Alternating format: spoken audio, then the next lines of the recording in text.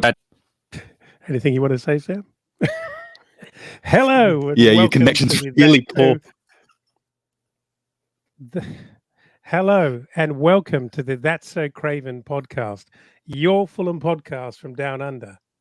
We're going ahead because my connection's great, and we're here tonight to talk about this afternoon to talk about the upcoming game on the weekend against Manchester City.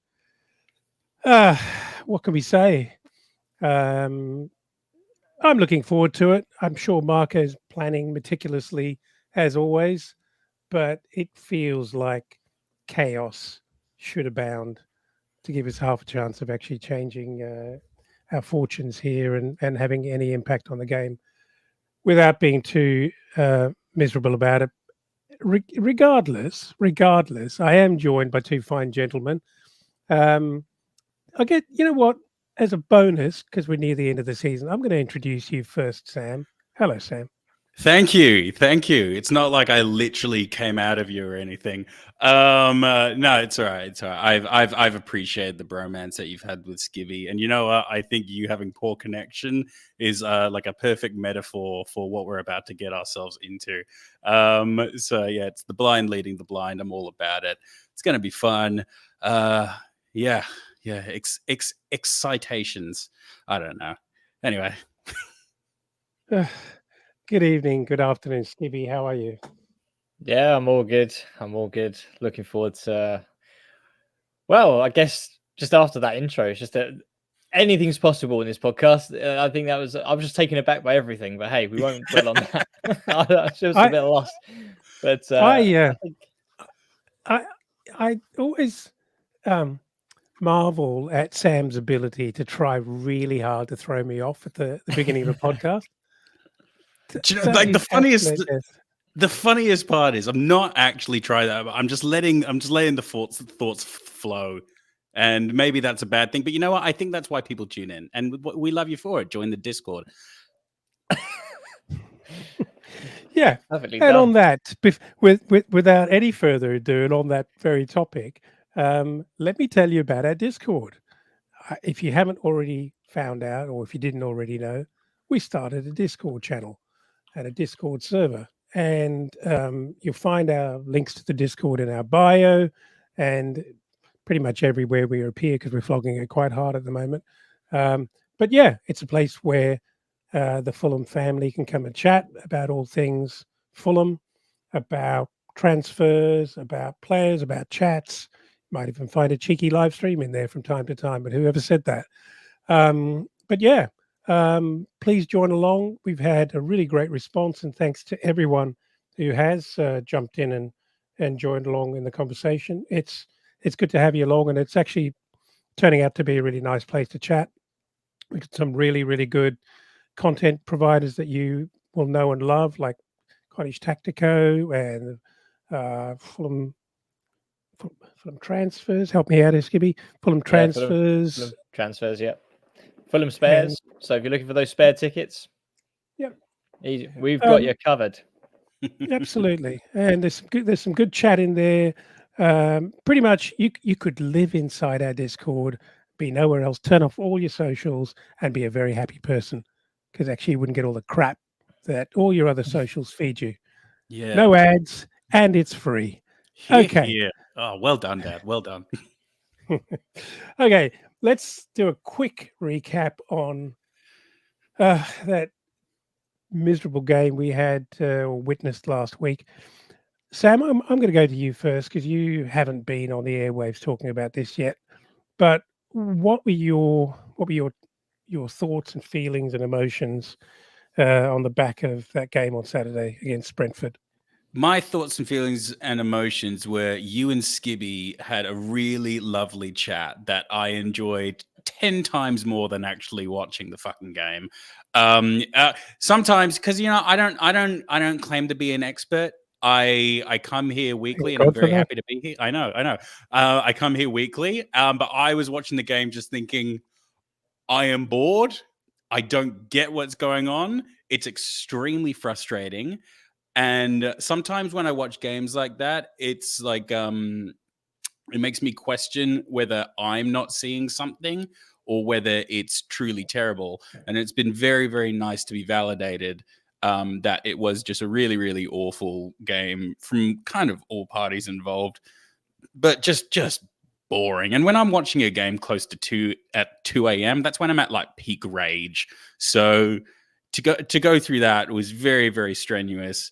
And yeah, my frustration just grew and grew and grew to the point where, like, when the game ended, I just felt that's about right, and just went to bed very passive aggressively. Really, Skibby, anything more to add to the little chat we had the other day? Not really. I think just to give sort of Sam a bit of just a recognition, I guess, in terms of it wasn't just you. yeah, The second half, I was doing chores around, like, things that I was putting off for ages, things that I would never. I've been putting on for months, and that decided to be the perfect time to do it because it was just that bad of a game that I could still see the screen a little bit. I had my headphones on so I could look at the screen if something interesting happened, which it didn't. And yeah, I just managed to, and then, the girlfriend was really happy that I got some chores done that I was not putting off for ages. And all I got to thank for it is Fulham and Brentford for putting on probably the worst game of Premier League football in a long, long time. yeah, It's interesting that kind of having thought about it a bit more and kind of listened to bits and pieces on the airwaves, it kind of emerges that if trying to find some good takeaways, some healthy takeaways from it all, it's just how shit Ivan Toney was and how ineffectual he was, I think caused quite a lot of pleasure around the place. Yeah. Yeah, I mean, he was pretty awful, really. He was non-existent, and you have to take a lot of pleasure from that. And I think the other Absolutely. general feeling that sort of came as people came away with was just how awful it is to kind of Be be a at the Brentford G fan? Tech. Oh. Oh, no, I'm trying to put this really nicely. Be near them. Yeah, I was about Yeah. to say, is this the nice version? Actually, to be honest, if you do hate Ivan Toney, I highly recommend listening to the pod before this, where you two just go off on probably about a 17-minute tangent about how much you dislike the bloke. Don't get me started. I mean, there's only so much time in the day, but it was a fantastic listen, and you should also join the Discord. Yeah, exactly. Poor little baby got caught betting. Well, anyway, moving on. Yeah. Let's move on. Let's talk about the game on the weekend. Apparently, there is one. We're playing Actually, City. can we go back? Yeah. Oh. Can I ask? Would you Because rather like be this, kicked in the stomach or punched in the face? Take a pick. it's okay. So, like, what is the equivalent? Because I was thinking of being like a cashier at McDonald's and seeing someone really, really heavy come towards you. Like, that's what this game. That's the level of fear. Because I just don't want to do this, because like they're out of Champions League. They're out of Champions League. Like the league is fully their focus now. They're going to give us a hiding, and we won't have talcum powder to make it better. And like, it's just, it's going to be awful. It's actually going to be awful. I don't know. I never have that kind of feeling when you're playing someone like City. It doesn't matter if Arsenal leading the Premier League and likely to win it, or you name the other three or four top 3, 4, 5, 6 clubs. I never feel the same way as I do when City comes to town or we go to. Well, actually, going to them is awful, but when they come to us, I always feel that not.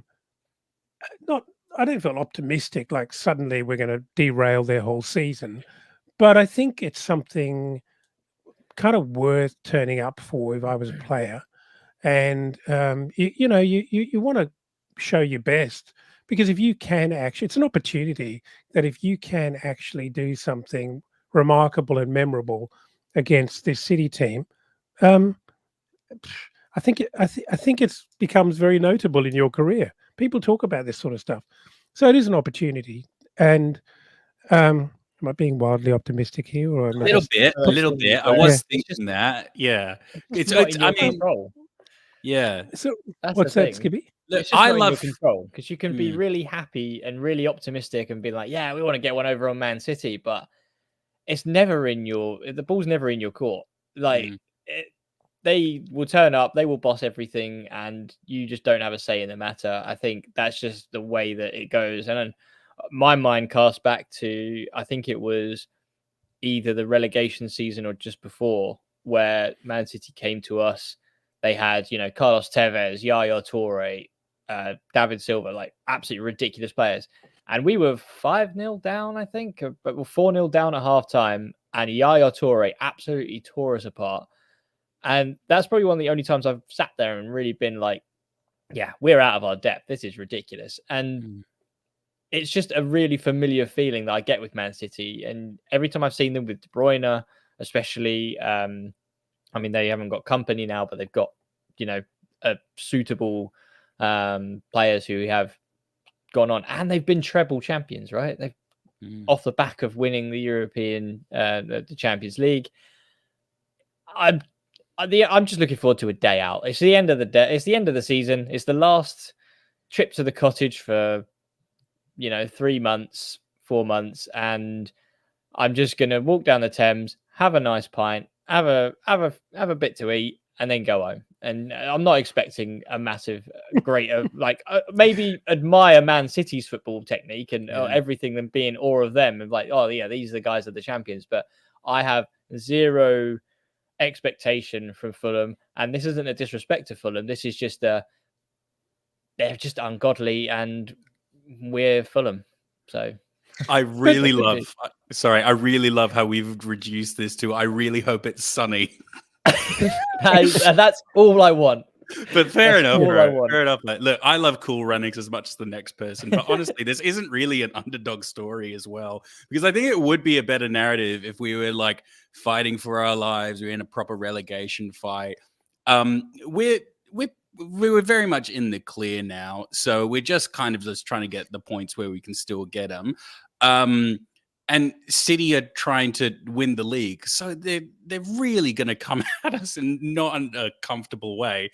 But yeah, hopefully there's a nice southeasterly, and yeah, and it's a lovely walk. Few nice boats on the Thames. Oh, Oh, it'd be what a great beautiful, day. Might even beautiful. be spare a Pins th- weather. Maybe we'll try spare it. spare a thought. Can you imagine how miserable it would be if we were sitting in 17th position? You know, Mm. just in desperate need of a win, and the last game of the season, City come to town. It could be worse. Before we go any further, let me just call out some of the housekeeping here about the fixture. Obviously, it's an early one. It's a 12:30 p.m. kickoff in London, and for us in Perth, Western Australia, it's a 7:30 p.m. kickoff. And Alfie gets to watch his first game of Fulham in his whole life. Does he? Um, Oh, I love yeah, that. he certainly does. Yeah. Uh, yeah, he'll probably never want to watch football ever again, because he'll be going, "Why can't we get the ball, Daddy?" Um, I Yeah, thought I, th- I I thought can there was hear it. supposed to be two teams in this game. Yeah. Anyway, it's at 9:30 for you, Sam, in Melbourne, Oh, and of course. for the USA, there's a couple of pretty grim starts on the East Coast. Not too bad for a 7:30 a.m. kickoff, but on the West Coast, Pacific time is a 4:30 a.m. kickoff. That's pretty harsh. Um, anyway, but back to the fun. Um, okay, tell me this: who would you rather be, or who would you least like to be? Would you rather be a Fulham defender? Would you rather be Bert Leno? Would you rather be a midfielder or a striker who could literally go and get a hot dog uh, from the concourse and not be missed? I wouldn't mind. I wouldn't mind. I wouldn't mind being a. I wouldn't mind being Muniz in this game to an extent because I think it's fair to say he might have a breather and might not necessarily have that much to do. So maybe he could stretch. I don't know. Like if I see him, yeah, I don't know. He'll be doing everything but Sudoku, I reckon. Like it's. I really don't know what to say about this game, to be honest. Well, Like, you didn't answer my. Oh, you did answer my question. You said Leno, but Skibby, what do you reckon? Who would you rather be? Would you rather be a On the bench. defender? Yeah. Would you rather be a defender who's going to have such a lot of work to do, Yeah, or break it Leno, down. who's got goalkeeping practice, a midfielder who will really struggle to get the ball? I mean, I can see Zhao getting sent off in this game in a desperate attempt to break the play up and actually get the ball. Pereira, unless he drops really deep, ain't going to see it. The wingers, tough game for them as well. And Muniz, well, if he doesn't sit in the halfway line, he won't even be anywhere near the action, surely. Yeah, I mean, even if you break it down like you just did, Leno's going to get a lot of work. The defense, the fullbacks, that's going to be probably the worst position, I think, because a lot of Man City's play comes from the wings, the wide areas, and you just get run ragged. And then they're like, okay, we're going to give Bernardo Silva or Grealish a rest now, and here comes Doku, and you're like, oh, for God's sake, it's just relentless. Central Rodri bosses the best, probably the centre mid in Europe, if not the world at the moment. So you've got no chance there. I think you just got to take your chance. And I think I'd rather be Muniz because no one's expecting anything. So there's a lot of well, that's the thing. A lot of no expectation there. So you'll probably get off scot-free. But I think if you're going to be anywhere in the middle, trying to defend against Haaland is going to be horrendous. I just don't think I'd want to be on the pitch, to be honest. You think about it, you're sort of moving from the defence forward. Leno, people will still scrutinise if 7 goals go in, God forbid. If he lets 2 in, that kind of half, people will be annoyed about that and actually give him stick about that. But the guy's not going to have a moment's break. His defence is going to be torn apart, most likely. So he'll have very little shielding. He'll have nothing stopping their midfield from coming out of it. It's an onslaught. It's Gallipoli. It's First World War. It's trench warfare stuff, isn't it? Yeah. It's kind of that level of stuff coming at you. Do you know what's the part that shits me? Oh, sorry, go on, Sam. I was just going to say, the part that shits me about this, the part that really shits me about this is the fact that I truly believe it's probably going to be a half decent contest, and then it's literally going to be a penalty that City are going to put away, and then it's just going to be a terrible day from then on out, unless there's a nice southeasterly. Well, that'd be a lot to be proud. That'd be a lot to be proud of if we hold them off and the floodgates are broken by a penalty. That would be something, Sam. That would be quite an achievement. Sorry, Skippy, what were you going to say? No, I was trying to think of like past games or recently, and I mean, do you remember when was it Wilson got through on goal, got taken out by João Cancelo, and we got a penalty and a red card, and you're thinking, oh, okay, this could go pretty well. I think that was to level the game. And even with 10 men, they absolutely bossed us. Like you could see. I mean, I don't care what anyone says. Like Guardiola, he took over a team with so much money and could spend on what he wanted. But Jesus Christ, he's a good coach. Like, he is. To boss an 11-man team as 10 men was ridiculous. That was just something that should never have happened. But I witnessed it and watched it and just going like, how have they got 1 man less? But it feels like they've got 1 man more. It's ridiculous the amount of effort they put in. And then you talked about the penalty. I remember, I think it's the same game, isn't it? Where we were 1-1 up until the last minute and De Bruyne took an absolute dive. I don't care. There was no way that was given as a foul anywhere else on the pitch. But, it's Kevin De Bruyne as Man City in the last minute and they need the win. But, I mean, so those sort of situations can happen. It's not impossible, but at the same time, I'm not holding my breath. But Yeah, Man City are We just a different breed. do remember and remind yourself that we have to get the ball into the box in order to actually get a penalty, Skippy. That is true. That is Mm. true. Um, I fancy like yeah, something like can't handle Diop or something, and he just gets dragged down by a Kanji. Something similar like that. That'll happen maybe, but yeah. Let's look at the fun facts of a recent form for Man City. It makes some interesting reading. There's Wolves 5-1, Nottingham Forest a respectable 2-0, Brighton 4-0, Chelsea very respectable 1-0, and ignoring the Real Madrid game here at the moment, on account of the fact that it's not Premier League, but a 1-1 draw against Real Madrid. Now, that's 7, 11, 12, 12 goals in the Premier League in the last 4 games, and only 1 conceded. Not bad going. If we look at the form comparison, Man City currently placed first for the last 10 games, 25 goals for, and only 6 against. Not bad. Fulham 9th place. So we arguably Man City are first place when they're currently sitting second. So they've improved themselves by 1 over the last 10. We've actually improved ourselves by 4 positions in the Premier League, hypothetically, up to 9th over the last 10. But yeah, so what, I guess I hear you all say.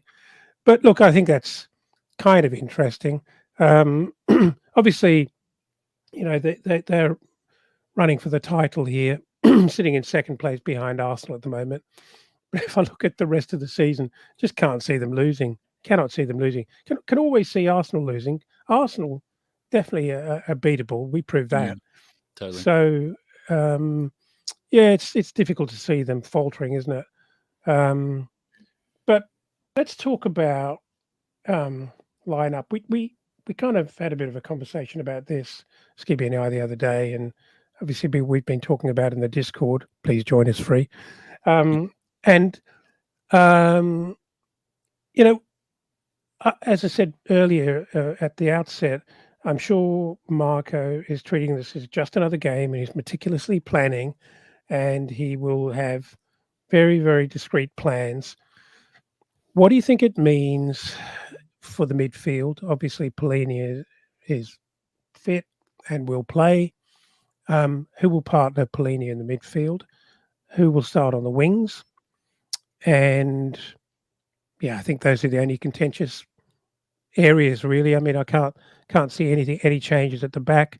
Don't see Yeah. Rodak making an appearance, and Muniz has to play. Mm.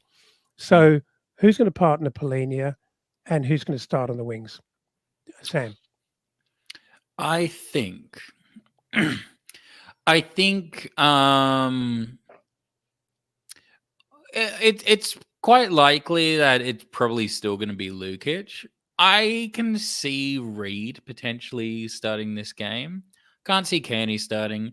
I I think Silva's a bit more likely to go for total disruption and maybe pair the pit bull with the terrier. Um, I think based off of the last couple of games, I actually agree with you guys. What you guys were talking about last pod. I think if you're going to start Traore, it would probably be in these last 2 games, at least to properly see what that is. I mean, because if not that you should experiment against a city, but you can kind of almost experiment against a city.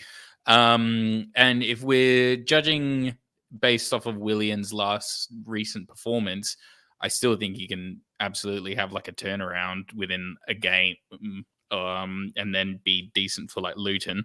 But maybe it does require a shakeup and actually putting Traore in there. And I'd like to see the combination of Traore and Iwobi. I think that's what I want. Yeah.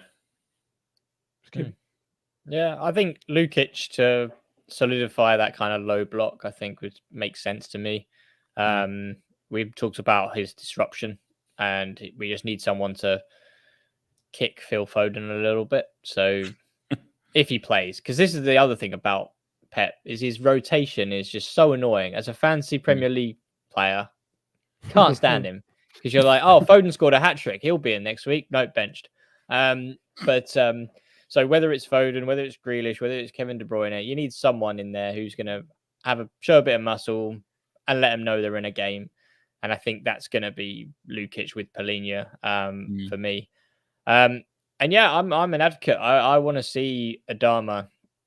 I think what I would kind of want to see is like defending is with Pereira dropping deeper when we're out of the ball. So Pereira comes back, maybe looks after the wing a little bit, and we try and leave Adama up wide right, and then just use him as that out ball. I think that would be something which we could try and work. I think there's probably going to be something that's completely anti-Marco, and he's probably, if he ever listens to this and go, what an idiot, like clearly plays FIFA, that's about it, as good knowledge as he's got. But for me, it just makes sense that, you know, if we're able to sort of get on a low block, it makes sense to have somebody really quick, really strong to find and sort of sit in the gaps where Man City are going to leave gaps, because that is the thing about Man City. They do leave gaps. They do sort of overcommit. And that's definitely one of Pep's ways of playing.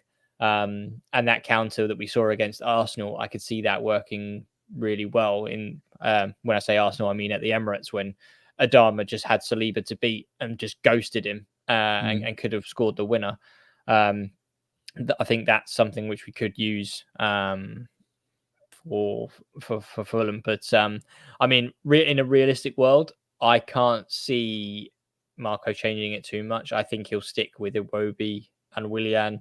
He'll stick with his best 11, and I think that's what we'll see. But like you guys said, I'd love to see us mix it up a little bit. I'd love to see Adama get a run out, but I think the back four is solidified. I'd love Lukic to sort of keep his place in the midfield there, and then Adama to come in for, I think, to be honest, for Iwobi, I think we go, you know, Willian, Pereira, and Adama, and then Muniz up top.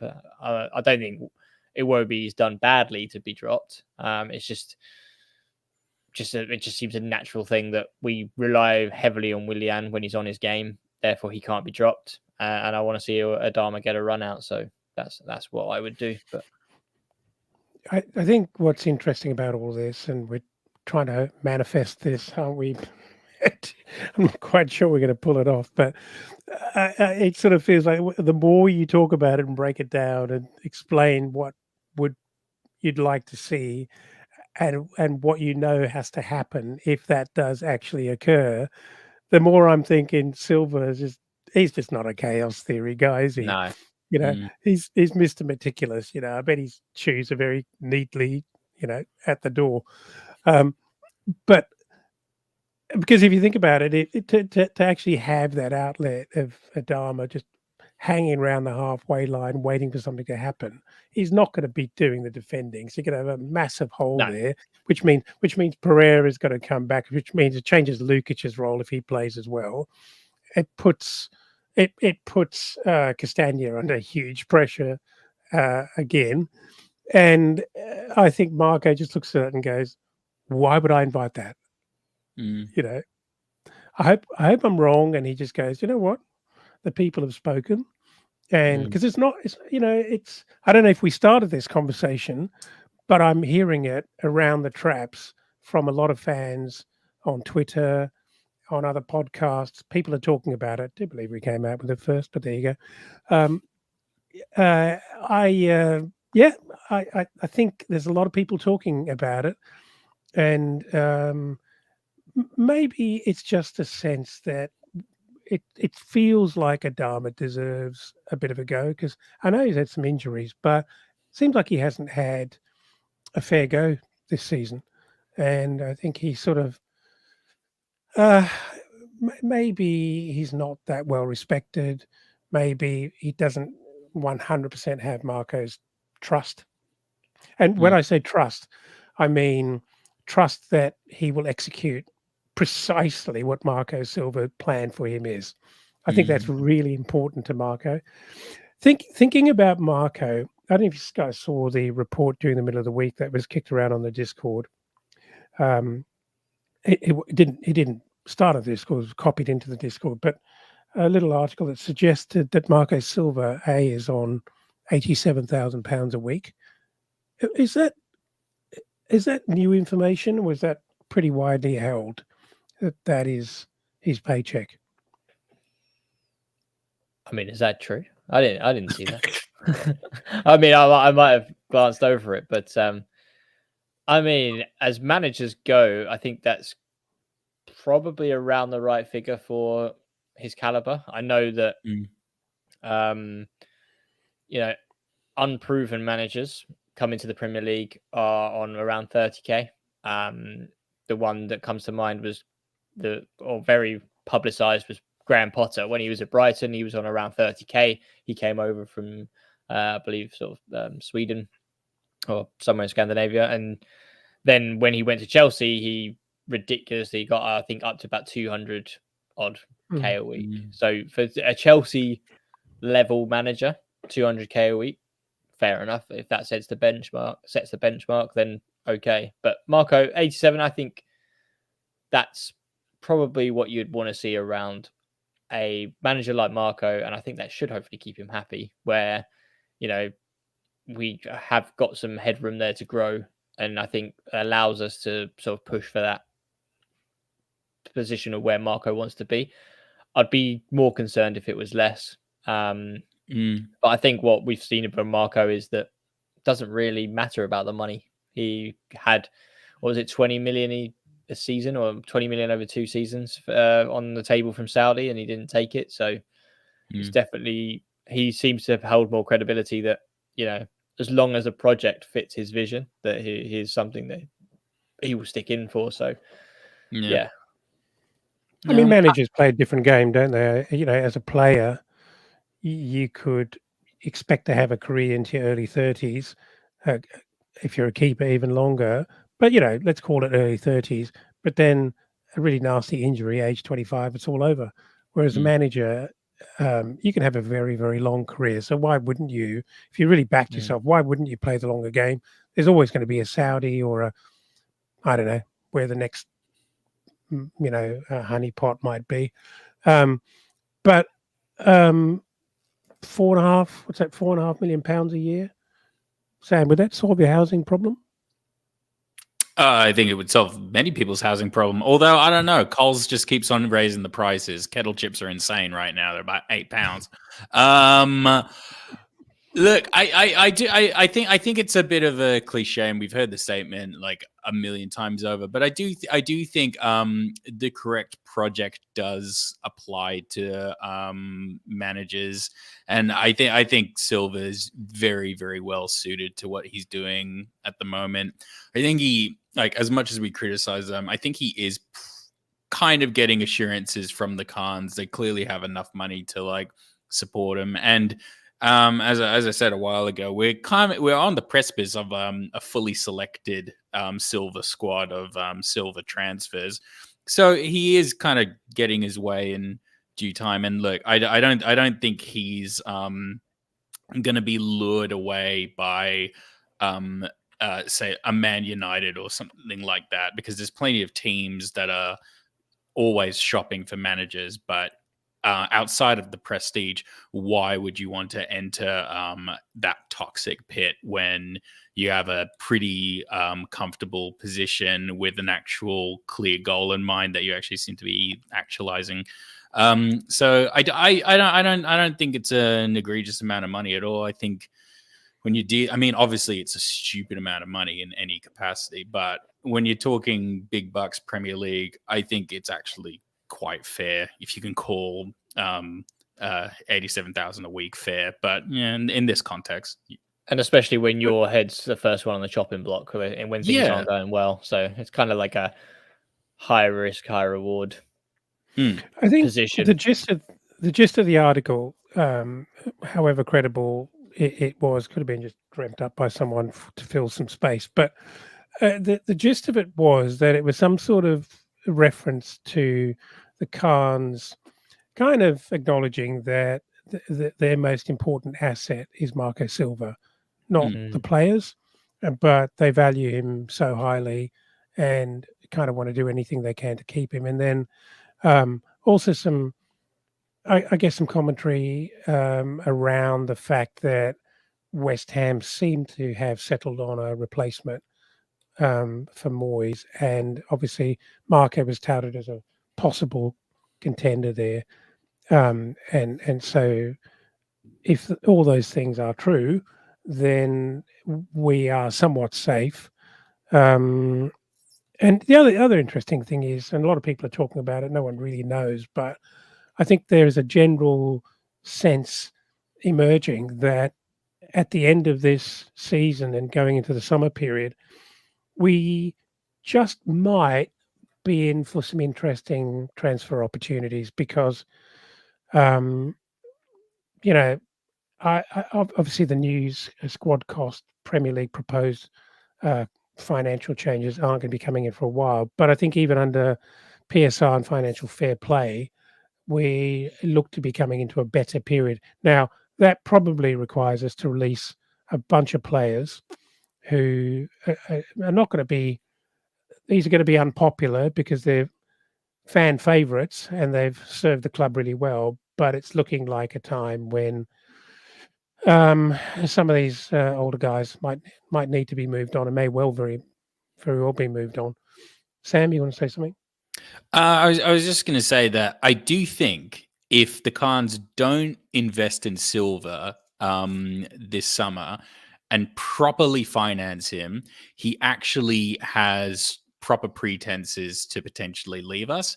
And I'm totally with Skibby as well. I think Pep is an incredible manager, and I think Silver's an incredible manager as well. And I never really buy into the whole, oh, you've bought all the players in the world. We've seen with Chelsea, we've seen with Man United. If you're a shit manager, it doesn't actually work. I mean, think of PSG as well. They had Messi, Neymar, Mbappe, couldn't make it work. Absolutely ridiculous. Silva has proven with the very shoestring that the Khans have given him, he has made us a mid-table side outside of a lot of logic that would suggest that he wouldn't be able to do that. So the only logical decision now, after 2 seasons of really, really consistent work with scraping the barrel and giving us Jimenez and Blessem Iwobi as our 2 main signings this season, frankly not good enough, and he's done incredibly well with that. I want to see a fully backed Silva this summer, and if he doesn't get that, I cannot criticize him if he wants to move on. Well, to be fair, you know, we are fighting a bit blind here. We are very critical of the Khans, and I think there's many good reasons to be critical of the Khans, but Silva will be privy to the full spreadsheet and, you know, the actual financial details as to how close we are to the swim lanes in terms of PSR and financial fair play. And so he may be an awful lot less frustrated than we are as fans, not seeing players that we think should be coming in, because he might understand that it's not the Khans saying we don't have any ambition, just make us mid-table, Marco, and we'll pay you a bonus. He may well be fully on board with the fact that this is just frustrating. We don't have any room to move. We need to find some extra income. Marco, have you got any ideas? Alice, have you got any ideas? We need to find some other income so that we can spend more money because we're willing to spend it, but we just can't. It may be that kind of conversation around the table. And obviously they're not going to talk about that because it's never going to be disclosed. But anyway, the reason I brought up Marco is because I kind of thought, what must he be thinking? And I think it's probably more terrifying to be a player on the pitch facing, you know, these super giants running at you than it is to be Marco sitting with his chessboard and trying to think of ways which he can outsmart his counterpart. So I think he's probably frustrated that he doesn't have some more resources and some absolute cheats, but he must probably really relish the opportunity to kind of land at least something on Pep. Oh yeah. Well, he's a target, isn't he, Pep? Absolutely. He's sitting at the everybody top of the wants to hill. get one. Yeah. It is literally basically like you say, You're the Federer. chessboard. Yeah, You're Federer.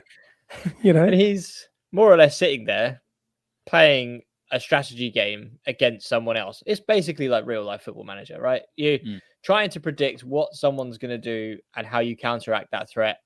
And like he's got to sit down with Boa Morte and the rest of the staff and to say, separate it out. This is what we want from our defenders. This is what we want from our attackers. And basically watching tapes and tapes and tapes. And it must be quite demoralizing just to watch, okay, here's Haaland. How do we stop him? And you're just watching goal, goal, goal. He scores with his head. He scores a volley. He scores from anywhere. It just doesn't make sense. And you're like, how do you stop him? Right. Well, we're going to have to stick about 4 players on him and see what happens. But I mean, no, I'm going to give Marco the credit. I think he's got the mentality and he's got the tactical know-how of how to beat Pep on paper. But to have the resources at his disposal who can actually carry out the task and carry out the game plan is a completely different thing. Is saying, right, we want De Bruyne to have no time on the ball. Okay, do we have a prime Sergio Busquets or someone like that to sit on him, or a Kante? No, we've got Sasha Lukic, but we'll have to do. So it's kind of that kind of situation. But yeah, I mean, I think it's going to come down. He's going to be disappointed. He's going to be frustrated. And we're going to see a lot of passion from Marco at the sideline because that's what he does. We're going to see him try and implement a game plan. But I mean, I reckon there's probably Arteta and maybe Wolves this year in Gary O'Neill, who managed to carry out their game plan perfectly and beat Man City. But it's interesting. Not so much. Well, the other. It's 70. interesting. We always talk about chess, but chess is probably a very poor metaphor for what Pep and Silva are actually doing. In a game of chess, everyone's players, be they black or white, have the same properties, same characteristics. And okay, the way in which those players can move are all constrained. But geez, our bishops aren't quite their bishops, are they? And and God forbid the Queen is about 10 times more powerful. But anyway, just a question, and thanks once again. I'm sorry my fingers aren't working fast enough, guys. But thank you all for joining along on the live stream as you always do. We really do appreciate it, guys. And we're not ignoring you at all by not commenting or even saying hi. But we're possibly a few men down and a few fingers down. But I just wanted to pull up a question here posed by Steve, who's been putting forward some pretty good little questions all night, and I haven't been ignoring him. Sorry, but now's your chance to shine, Steve.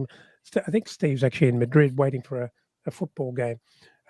Steve says, with Luis Boamorte leaving, will that affect Silva? What do you think? I think yes. Personally, I think it's like any other colleague that you have in your team. Like, we all have jobs, we all have teams that we work with. You have those certain people who get you and understand your work ethic and understand how you think, and especially after how long that they've worked together. It's not their first job together, I don't think. So it's that growing sort of connection that they have, which I think will affect Silva going forward. I think Silva is not going to be irreplaceable. I think he is going to find someone who fits the bill and can offer the same sort of technical know-how and basically be able to assisting Silva. But I don't think it's going to happen overnight, and I think it's going to take time. Yeah, I agree. I think I mean, look, we've all got a work best friend, you know, and we all get very, very sad when they leave. But you know what? We do move on, and it's no slight on Beaumonte at all to say that No, Silva will keep on going.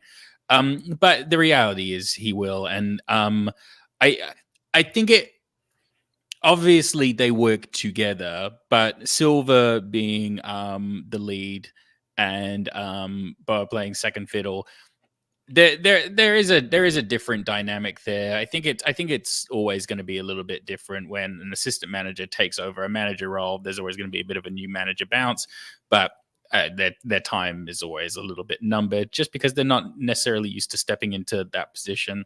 Um, so I think long term it will be fine, and yeah, it's not necessarily going to be comfortable, but I mean it's not going to completely devastate him. We're not going to see Silva with like a 5 o'clock shadow with bags under his eyes, just like he's just come out of the worst breakup of his life. He's not going to be watching Bridget Jones's Diary. I think they're going to have like some FaceTimes in there. Like maybe he'll send him a text mid game, just being like, "Wish you were here." But that I don't think it's going to be much more than that. saves an empty seat on the bench. Says no one sits there. That's Bowen's Yeah. seat, and he's going to return one day. It's Boa's You know, thing. you, Leave it alone. you guys are making light of this aspect of it, but I think there's the Silver, the professional, and obviously it's a job, and there are many people who would be very very good candidates, um,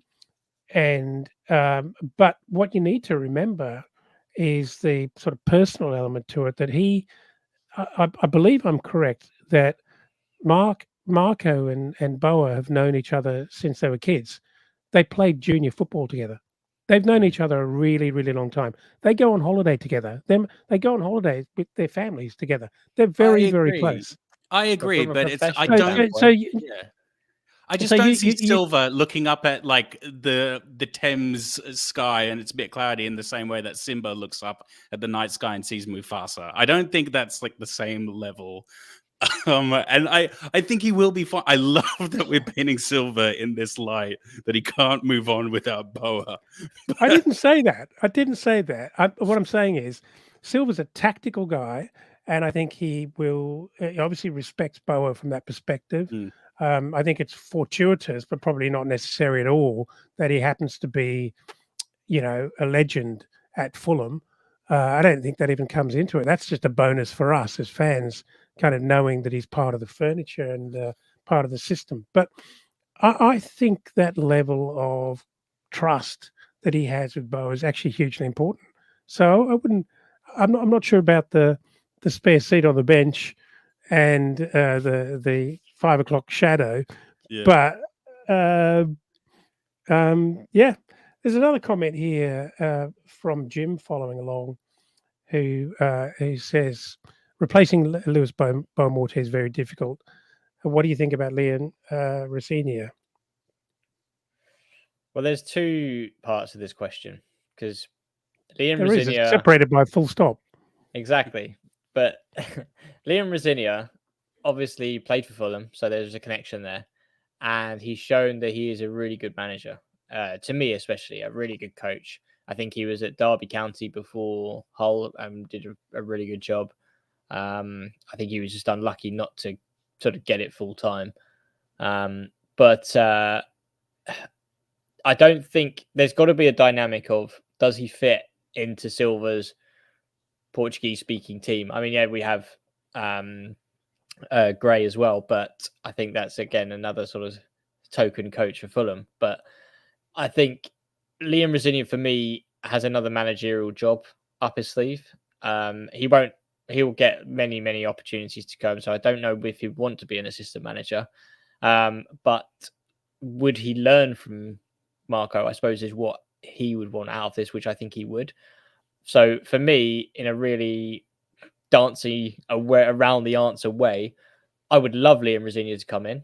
I think he's a fantastic coach, and I think he would be molded into a potential future Fulham manager.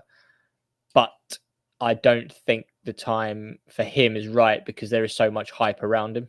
I think he's actually been shortlisted for Championship manager of the year and got sacked.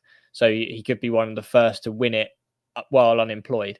But I think he will have an opportunity, if not at a relegated team who's coming into the championship, who potentially would like a new coach, or an up and coming sort of championship team. I think he will have no short of people wanting him. So I don't think he will, but I would love him to.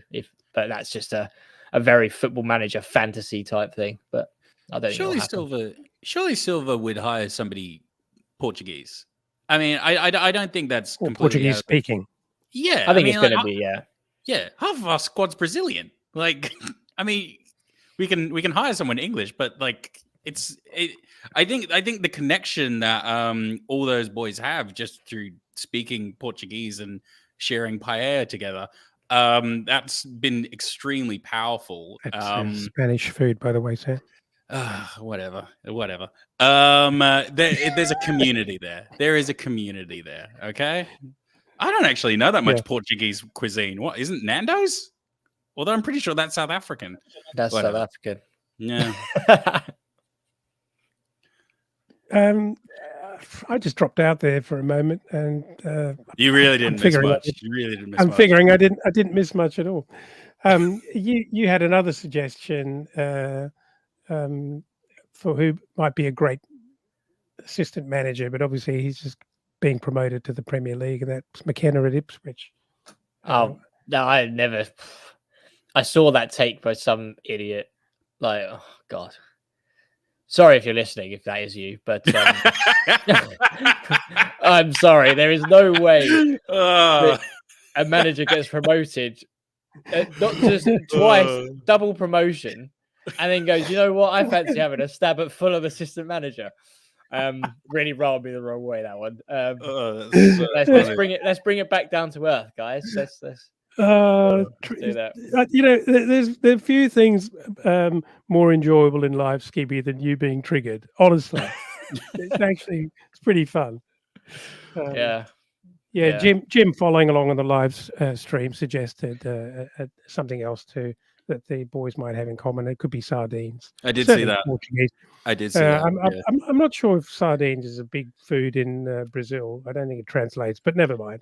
Yeah. I do tend to agree with you there. I do think that as fickle and as shallow as it kind of appears, I think the whole Portuguese thing and Portuguese speaking thing is actually really has become incredibly central to the kind of buzz around our key players in the side, the players probably who make the difference, and that includes obviously Paulinho in the middle. Yeah. One last thing I wanted to talk about, and not like I want to keep talking about this at all, but I think it's interesting. I don't know if you guys saw anything in the press yesterday, today, about Tosin having been offered a role at Spurs and turning it down. Did you see that? I did not. I didn't see that. He turned it down, did he? I got a cousin. I got a cousin who's a massive Spurs fan. So do you, Sam. And he sends me little bits and pieces from time to time, and he asked me for a rundown on Tosin because he didn't know much about him. Which cousin? Just for me. Barney. Oh yeah. I'll tell you later. Yeah. Cool. And anyway, he just sent me a little message to say, Tosin's been made an offer and he's turned it down. And his comment was, Ange isn't the kind of guy who wants to convince people to play at Spurs. Like, he wants you to convince him that you want to play at Spurs in order to actually get in the change room. So it's interesting to see that one developing. And I see there's also been some chat about Tosin possibly going to Newcastle. Yeah. Well, that's going nowhere, seeing as you guys didn't see the article. It's interesting what you said though. When you said about Tosin rejecting Spurs because Ange wants people to tell him I can see exactly why he's rejected them though, because that's not his mentality. He is the star, he is the precious boy, and needs to be. You want me? I'm the guy. So for him to sort of say, "I want to," I think it's just his attitude. I think He's always talked I about. think that comment was made in the context of they've made him an offer, he's turned it down. Some people are saying, "Oh, they're likely to, you know, Yeah, refresh the offer and come back in for him." And I'm saying, "Nah, that's not going to no, happen." And I think he's also probably I cannot imagine, and this is going to be his problem, that he will accept having to compete for a position from the outset and being told that. no. I think It's So going to that's be go on. It's going to be like the Jesse Lingard thing where he offered himself up to play for Barcelona, I believe. And my favorite comment on that was it was on Instagram or something like that, but it was something to the equivalent of, "Yeah, mate, I offer myself up to Dua Lipa, but it's not going to happen." Like I don't know. If Tosin wants to be the big boy, the main star, and he wants a club to come to him slippery, salivating to be like, "You're my number one. I've needed you all my life, Tosin." It's just not going to happen. So if he ends up a free agent next season, good, because it's just ridiculous. I mean, as someone who has a Yeah. big ego, the ego is astonishing on that boy. Well, I think we. I don't think we're the only ones who can see it. That there's this massive disconnect between his opinion of himself and kind of what we see, and I think he's going to find out the hard way that you're simply not going to walk into a club that he thinks he belongs at and own the shirt and displace, you know, pretty talented players who've got a name. And it's just highly unlikely to happen. We could be proved completely wrong. Jim following along says Tosin is going to go to fellow mid-table club Man United. Yeah, and we wish him well with that because he's in for a personality reset and probably some difficult times. Difficult Mm. times in late nights and dark moments in his bed at night Mate, when he contemplates the hate that he will cop if from their he fan base. like if he goes to Man United, he's going to look worse than what we think Silva's going to look like after Boa leaves him. Yeah, yeah. I mean, I don't know. I don't wish anything bad for the guy personally, but when people I kind of when do now. when He's annoying me. well, all I'm saying is when you've got an ego and there's hubris, then you kind of deserve what's coming to you. And maybe he's only a young man, but there seems to be a timely lesson coming his way very, very soon. Anyway, enough oxygen for Adrabaya Tosin. Guys, anything more to chat about? Have I missed anything? Have we missed anything ahead of Saturday? Look, we've talked about the weather on the day. Look, if nothing else, I am really, really excited that Skibby's going to have a very, very nice walk to the cottage, and I hope there's going to be butterflies. I hope he gets a beer in his hand, and I hope he fully enjoys it. And I hope if you're going to the cottage, I hope you have a wonderful, wonderful day. And you know what? Sometimes this is just football, and we could be completely wrong, and it could all turn around and be sometimes it's nice to have low expectations before you go into things, like sometimes it makes the day better. Yeah, and it's also having zero or low expectations makes it very, very fun and very enjoyable when Yep. good things happen. Well, last day at the cottage for the season. So, and then that it quite timely brings in the point which I didn't really think about, which is a send off for Boa. So that's quite good. So I'm sure everyone will give their best to Boa, and we'll all go to the Crabtree afterwards and beers on Boa, hopefully. Yeah, I'm not going to ask you for your predictions, guys, but I'm going to predict another overhead bicycle kick from Mooney's, probably top right corner. I'm picking, without being too specific. And this time it's actually highly likely because Adebayo will not be in the way to block it.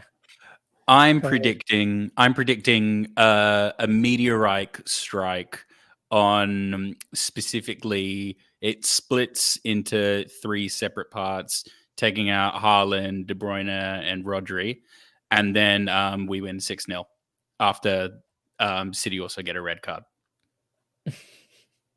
Interesting. Yeah. And on that note, yeah, you can't beat that, Skibby. I'm not going to even let you I'm not even going to try. I'm not even going to try. Yeah. Guys, thank you so much. Thanks everyone for following along and joining us as ever on the live stream. For everyone once again who has participated in the Discord, thank you so much. We really appreciate it. And obviously, I believe I've checked with the administration, and there's space for more. So please feel very welcome. All you have to do is follow the invite, download the little app. It's free, and come and join us and chat to us. It's really, really easy. Even I can do it. Okay, guys. Sam, thank you very much. Skibby, thank you very much.